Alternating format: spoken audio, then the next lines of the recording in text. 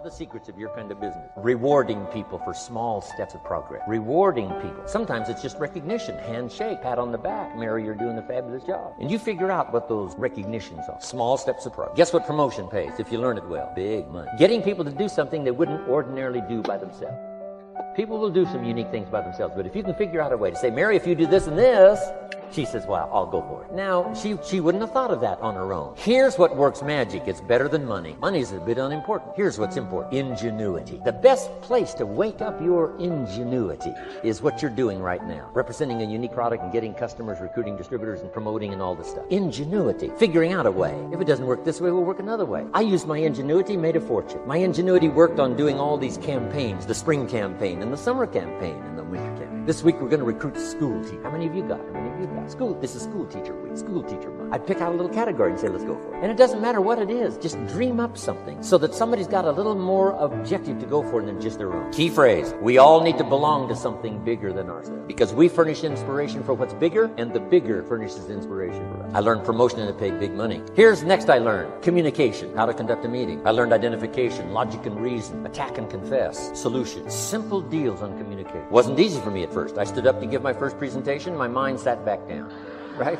Y'all been through that? Opened my mouth, nothing came out for a while. But here's what I did. I did it again. Just jot that phrase down. I did it again. That's the secret to how I got here. 35, 40 years later, that's how I got here. I did it once, it was uncomfortable. That first presentation was so lousy, if I hadn't have been doing it, I'd have gone home. It was not that good. But here's the secret to how I got here. I did it again, and then I did it again, and then I did it again, and I did it again. I remember when I first decided to be a little more animated, right? And walk out away from the podium, right? Get out from just behind the podium. So I got out there, and then I thought, how do you get back? Whoa, I'm stranded out here. Remember those times? Doing something for the first time? But you learn quickly in your business, right? In your business, the guy stands up to give his first testimonial. And he's so nervous, he forgets his own name, right? And 30 days later, he wants to give a 3-hour testimonial, right?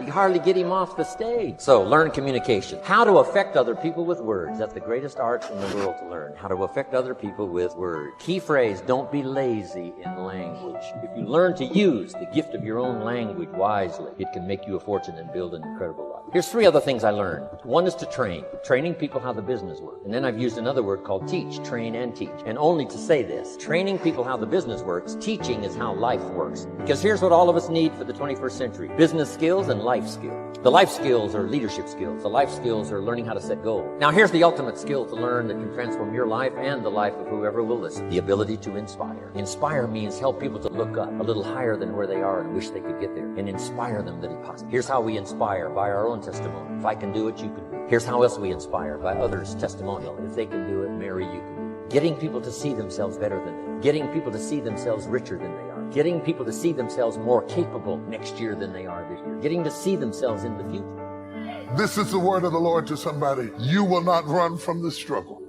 You will stand flat-footed in the struggle. And no matter how you're toiling and how tired you are, you will stop asking for miracles to get you out of what God put you into.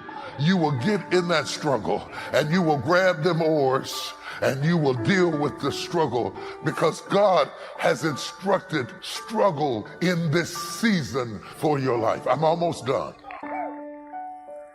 Mark does not mention Peter at all because Peter missed the battle. And my God, Peter has a habit of missing battles. When Jesus got to the cross, he missed the battle. He denied him and said he wasn't a disciple. He missed the battle. He ended up ashamed and disgraced. He missed the battle. I'm just saying, it could be possible that he should have stayed in the battle. Have you fought hard enough? Have you resisted of the blood? One final thing. He doesn't mention Peter. He only talks about the boats. He only talks about the battle. And then at the last moment, he brings up the bread. And now I understand. I never understood why Jesus told them to gather up the fragments. We don't hear where they ever used them. We don't hear where they ever ate them. We only hear that the fragments were on the boat. And it is this gospel writer that makes us understand why. The fragments were on the boat to remind them of what God had done before in their life. And the Bible said that they forgot the loaves because of the hardness of their heart. The loaves were there to remind them of what God had done. And Jesus said, take the scraps with you. I never could, because my mind draws pictures, I never could figure out who wants to eat this stuff. These leftover scraps in baskets where everybody been eating off them and throwing it away did not sound appetizing to me. So I thought, maybe I'm frivolous, but it seemed like to me, Jesus, if I'm going to work for you for 3 years, you could give me something fresh to eat. What are we going to make with these scraps? With fish in it. If it was just their old bread, I could make some bread pudding or something. But what am I going to do with this old fish and this old bread? God left the fish and the bread so you could remember what he brought you through before. And God knew that a storm was coming in your life. And he said, I want to leave an evidence in your life that when you needed me before, I've always been there. And every time you've ever been in trouble, I brought you through.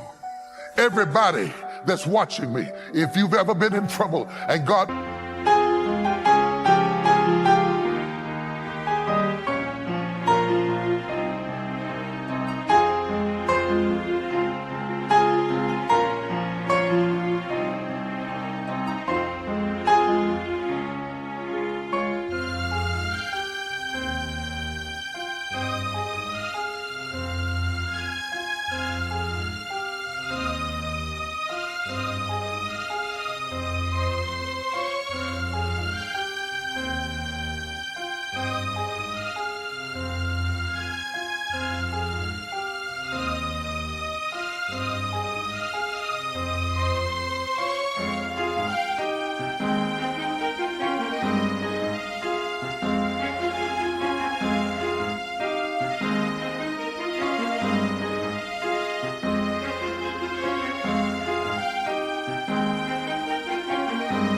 brought you through, give him a praise right now.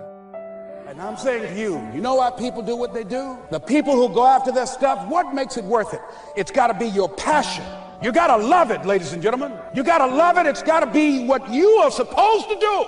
You want to sing, and even though they want to invite you to Carnegie Hall, you're going to sing to anybody that listen to you, including singing to yourself. I used to talk to my plants when nobody else would listen to me.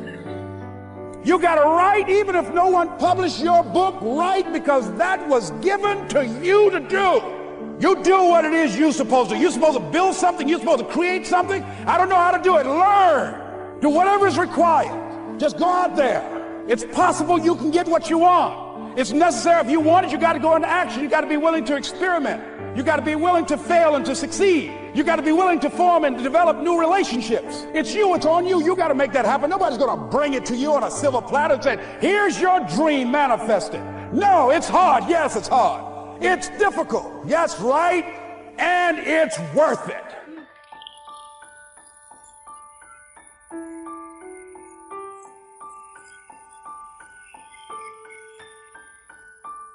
People ask, hey man, these kids, man, it's rough dealing with them. That's right. That's right.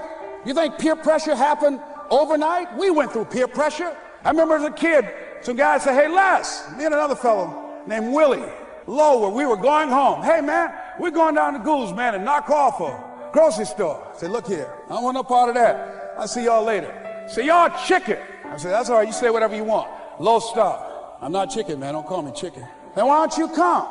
We didn't even ask you to come into place, man. All you do is just drive the car, that's all. I don't know how to drive that good. Well, we're trying to get Les to come. He's chicken. Hey, I'm not driving nothing, all right? Willie, don't care about what they say, man. Leave him alone. You want to go do it? You find somebody else.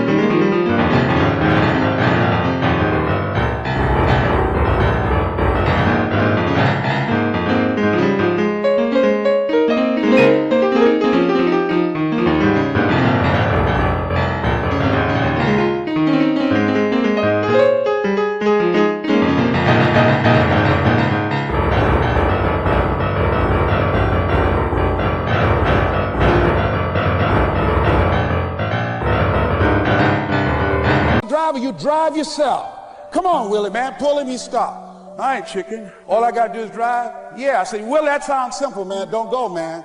He went. And the next day we read the newspaper where when they robbed the store, when they came out running to a car, the merchant, the man who owned the store, came out just shooting wildly, and he hit the driver in the head. So peer pressure didn't just start in the 90s or the 80s. It's difficult, it's challenging for kids right now. And it's going to take some easy, simple methods to help bring them out of this madness, this insanity? No. Is it hard? Yes. Let's look at what we've been doing. What has worked? What has not worked? Let's look at where we want to go. What is it that we want to produce? What is it that we want to create for our young people? And as we think about that, start experimenting with different methods and techniques to create and to produce that. And begin to believe that it's possible through our commitment, through our vision, through our determination, our relentlessness. Because of our belief, it's possible that we can reduce the teenage homicide rate, the teenage pregnancy rate, the dropout rate. That it's possible, looking at what kind of world are they going to be in? As we look at the global economy, that as we begin to use our collective will and genius and resources, it's possible that we can create an educational system that not only will test their minds with information and facts and figures, but will teach them how to think and be creative. And what does it mean to be a human being and to value human life? And how do you make relationships work? How do you bounce back from adversity? It's possible that we can give them a curriculum that will give their lives a sense of purpose and direction and meaning, and teach them how to begin to know and operate on a higher level of being, where they become assets to our society rather than liabilities.